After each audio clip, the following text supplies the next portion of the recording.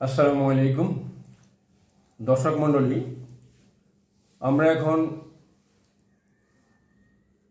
Doctor Nafisa Anjum নাদিয়ার সাথে দাঁতের ব্যাপারে কিছু কথা বলবো। আপনারা শুনুন, আপনাদের কাজে লাগবে। আমি কামাল নগর ইউটিউব চ্যানেল থেকে বলছি। আপনারা এই সাক্ষাৎকারটি দেখুন, আপনাদের কাজে লাগবে। ডাক্তার ম্যাডাম, আসসালামু আলাইকুম।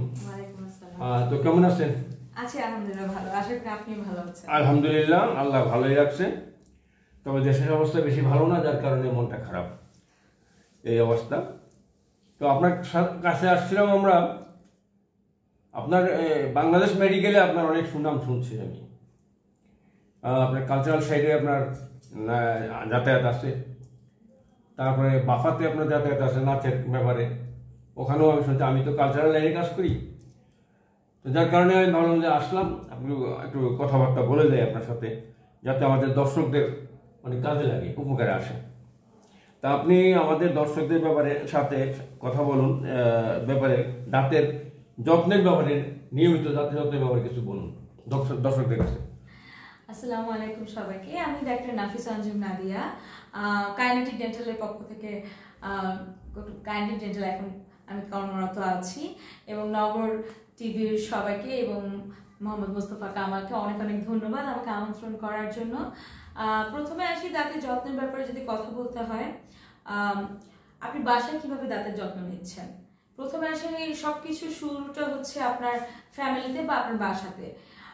আমরা সবাইকেই বলে থাকি যে প্রতিদিন হচ্ছে 2 বেলা ব্রাশ করতে হবে ঘুম থেকে উঠে, এবং অবশ্যই রাতে ঘুমাতে যাওয়ার আগে হচ্ছে দাঁত ব্রাশ করতে হবে। অবশ্যই আপনার জন্য উপযুক্ত যে পেস্ট সেটা দিয়ে দাঁত ব্রাশ করতে হবে। আর দেন হচ্ছে যে পাশাপাশি হচ্ছে অবশ্যই 3 মাস পর পর তো ডেন্টিস্টের কাছে ভিজিট করে আপনার দাঁতের যে কোনো সমস্যা ব্যাপারে জেনে হচ্ছে যত্ন নিতে হবে। এই হচ্ছে নর্মাল হচ্ছে দাঁতের যত্নের ব্যাপারে যদি কথা বলতে হয় সেইটা। আর এমনিতে হচ্ছে বিভিন্ন সমস্যা হলে তো আমাদের কাছে আসতে হবে, সেই ব্যাপারে হচ্ছে কিছু জানার থাকলে প্রশ্ন। সেটা হলো দাঁতের স্কেলিং করলে কি দাঁত শিরশির করে, আর দাঁতের স্কেলিং আমরা কয় মাস পর পর করতে হবে আমাদের দাঁতের জন্য ভালো হবে? আচ্ছা, এটি একটি খুবই গুরুত্বপূর্ণ প্রশ্ন। এটা অনেক রোগীদেরই প্রশ্ন থাকে। সেটা হচ্ছে দাঁতের স্কেলিং। এটা অনেক রোগীদের ভুল ধারণা যে দাঁত স্কেলিং করলে দাঁত নড়ে বা দাঁত ফাঁকা হয়ে যায় বা দাঁত শিরশির করে। মূলত এই ব্যাপারটা নিয়ে আমি একটু ক্লিয়ার করতে চাই। প্রথমত দাঁতের স্কেলিং হচ্ছে প্রাথমিক একটি ট্রিটমেন্ট, মানে প্রাথমিক একটি চিকিৎসা, যেটা নাকি সবারই হচ্ছে করা উচিত। প্রতি 3 থেকে 4 মাস অন্তর অন্তর স্কেলিং করা উচিত। এবং যে প্রথম প্রশ্নটা বললেন সেটার জন্য আমি উত্তর দিচ্ছি, দাঁত স্কেলিং করলে কোনো শিরশির করে না। মানে দাঁত স্কেলিং এর জন্য যে আপনার কোনো সমস্যা সৃষ্টি হবে ব্যাপারটা সেটা না। ব্যাপারটা হচ্ছে দাঁত যখন স্কেলিং করা হয়, যেহেতু আপনার দাঁত আপনি ব্রাশ করেছেন, কিন্তু ব্রাশ করলেও আপনার মাড়ির ভিতরে বা 2 দাঁতের মাঝখানে যে আপনার খাদ্যকণা জমে ওখানে ব্যাকটেরিয়া এসে পাথর বা ক্যালকুলাস বলি আমরা এটাকে, জমা হয়ে গেছে, সেইটা তো আপনি হচ্ছে দাঁত ব্রাশ করে আপনারা হচ্ছে বের করতে পারছেন না। তো সেই ক্ষেত্রে হচ্ছে আপনাকে অবশ্যই 3 থেকে 4 মাস পর স্কেলিং করতে হবে।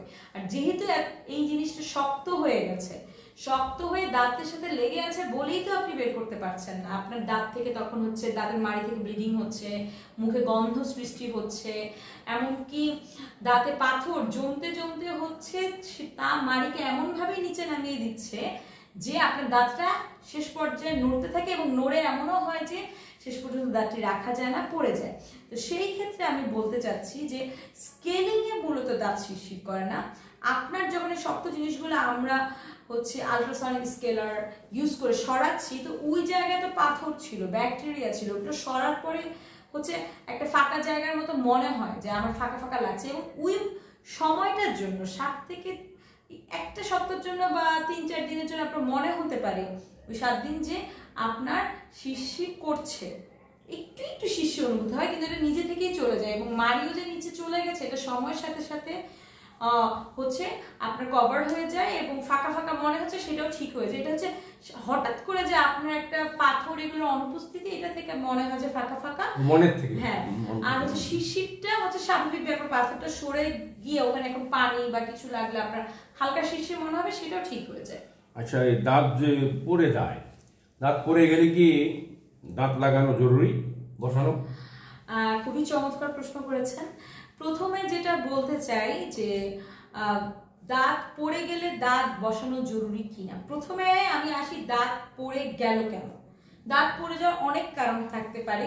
যদি আমি ফিজিওলজিক্যাল কজ বলি, ফিজিওলজিক্যাল কজের ক্ষেত্রে আমি বলবো যে দাঁত হচ্ছে যেমন একটা কজ আমি বললাম অলরেডি, যে স্কেলিং না করে মাড়িটা নিচে নামতে নামতে নামতে নামতে দাঁতটা নড়ে গেছে, পড়ে গেছে। বয়সের সাথে সাথেও এই জিনিসটা করতে পারে। দ্বিতীয়ত হচ্ছে দাঁতে ক্ষয় হয়ে দাঁতের উপরের অংশটা ভেঙে গেছে কিন্তু গোড়াটা রয়ে গেছে, এখানে কিন্তু দাঁত পড়ে যায়নি, মানে দাঁতের উপরের অংশ ভেঙে গেছে।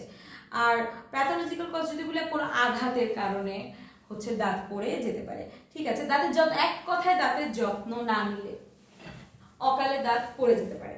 তো সেই ক্ষেত্রে হচ্ছে দেখুন, দাঁত পড়ে গেলে ওখানে একটা ফাঁকা জায়গা সৃষ্টি হচ্ছে, ওখানে দাঁত ছিল, আল্লাহর দেওয়া দাঁত ছিল আলহামদুলিল্লাহ।